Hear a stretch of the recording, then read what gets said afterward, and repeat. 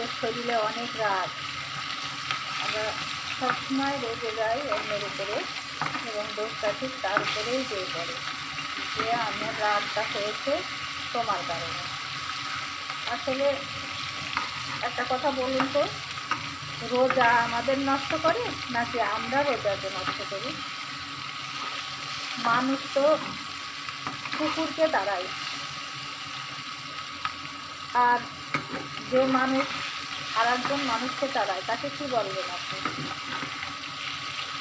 সমাজে আসলে কে বড়, আমি, আপনি না গুণ? আসলে আমি আপনি কেউই বড় না, আমাদের সব কিছুই ক্ষণস্থায়ী। আমরা যতই ইচ্ছা করি না কেন যে আমি বড়, কখনোই বড় হওয়া যায় না। আপনার সম্পত্তি, আপনার জ্ঞান, আপনার পরিমা কখনোই থাকবে না। সৃষ্টিকর্তা যাকে রাখবেন শুধু তারটাই থাকবে, সে পতিত হতে পারে একজন, অথবা তার চেয়ে অধিক অধিক মানুষের বিচার বিশ্লেষণ করলে দেখা যায় যে তার চেয়ে আরও বেশি সংখ্যকও হতে পারে, কোটির ঊর্ধ্বেও হতে পারে সেই একজন মানুষ। গুরু বড় নাকি শিষ্য বড়? হ্যাঁ, আপনারা সবাই বলবেন যে গুরু বড়, কিন্তু না, সমাজে কখনোই দেখবেন গুরু বড় না, গুরু সবসময়ই ছোট। কারণ গুরুরা কখনোই তার শিষ্যকে কষ্ট দিতে পারে না, কিন্তু শিষ্যরা গুরুদের কষ্ট দিতেই পারে, এটাই নিয়ম। যে আমাদের সমাজে আমরা কখনোই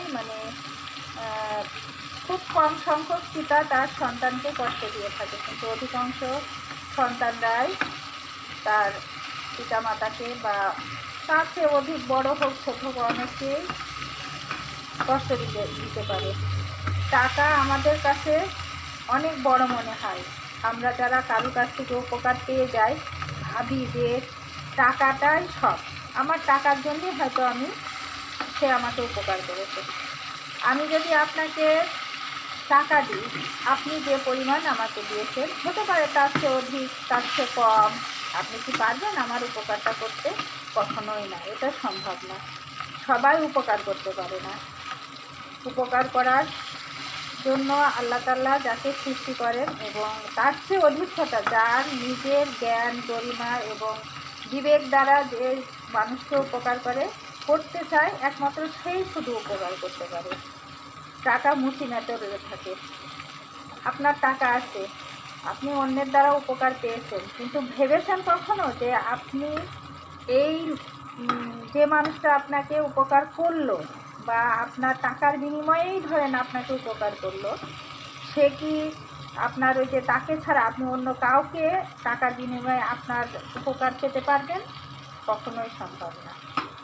তো আসলে আমি তো আগেই বলেছি একটা কথা, রোজা আপনাকে নষ্ট কখনোই করবে না, কিন্তু আপনি রোজাকে অবশ্যই নষ্ট করতে পারবেন। রোজা কিন্তু এখানে কোনো মানুষ না, এখানে রোজা মানে সিয়াম।